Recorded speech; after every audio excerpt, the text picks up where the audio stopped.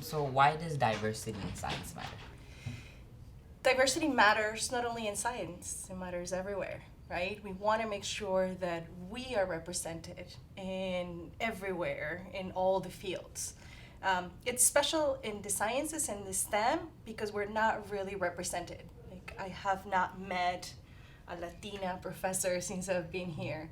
I don't know how many black male scientists you know. Not many. We're kind of really rare, right? And so we want to make sure that we can bring our different perspectives and our points of view and be able to make grounds and open the doors for those that come behind us. So, What kind of obstacles do you guys face? Like the barriers of being a small portion of the people in your classes? Hearing about who you are, why do you think it's so important that there's diversity to science? Um, I think diversity in anything is important because you bring who you are to any job or any activity that you're in, and that difference in perspective in how you think about a problem, how you approach a question, or the way you interact with people, all has to do with your experiences. And to me, it's like in that context, it's just important for overall excellence and for us, asking the right questions, for science serving the right group of people. So I think in that sense, diversity is important in science because of that.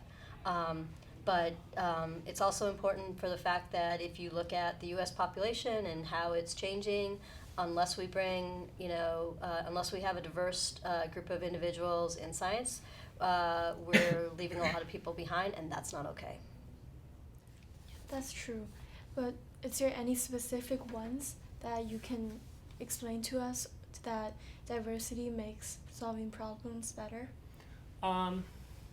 So when I was a mechanical engineer, one of the first companies I worked for, it wasn't the most diverse organization. What I found was that everyone solved the same problems the same way. And so, for example, if you look at the equipment, if you look at all the solutions that were built, they were all built as though it was the same individual. Only when did I get in there with a couple of the co-ops. We had a couple of co-ops that had a diverse background. We actually started changing how we approached the problems. We didn't just take what someone had built and redo it. We actually looked at changing the entire process. It took a while for people to get used to that mindset, going in and having it where we're changing the status quo. Only until we showed that was successful did people start understanding that having people from a different background, different perspective, actually leads to positive change. Basically, you said how diversity is important to solve problems, but in the world today, like one group of people are like conducting all the research. Like, why do you think diversity is important? I mean, how can we like solve it? What can we do? I think it's basically making sure that groups and organizations start bringing more diversity into the office. So, for example, at the law school, when I take a look at my department, 10 years ago we weren't as diverse as we are today. I also look at how much more successful our department is in the last 10 years. And so the reason I believe we're more successful is we have brought in folks that come from different backgrounds. You had told me earlier that you came here from Haiti 5 years ago, right after the earthquake. I have an employee that came to me and said, I came from Haiti, we had this happen earthquake, brought him in, and he basically works on our staff, and he basically challenges the status quo of how we offer services. How do we think through how do we solve problems? The fact that our departments become more diverse and the fact that our departments become more successful, I believe the two are linked because we're no longer having one mindset solve our problems. We have a different eye on it. The teams work in a different way. I see the same thing when I look at the generational gap between the department. When you have a department that has everyone of a certain millennium, you have the same solutions. But what happens when you take someone that's later on in their career and someone more junior in their career and you put them in a room together? They create more value. I believe the same thing happens when you have a more diverse background. That change is happening in different spots, but you can see the success happen when in the department. So we have another question to you, especially like with not many minorities participating in like STEM. Uh-huh. We were gonna ask you, how do you think diversity, if at all, is important in science? So yeah, I mean, diversity. So why is diversity important in science? I mean, I think. Well, there are probably many reasons that cause the discrepancy, but I think, at least from my perspective, I do science because I think it's fun. I do computer science and math because I think those are fun, and I think it's important that kind of all segments of the population are exposed and are aware that these opportunities are there, or these endeavors are there, these fields to go into are there. So one answer of many is it's important because it's important that everyone in the population is exposed to the opportunities that are there. Also, I mean, there are other reasons, right? You also want to make sure, I mean, aside from pure fun and enjoyment of the fields, these fields, science, engineering, lead to job creation.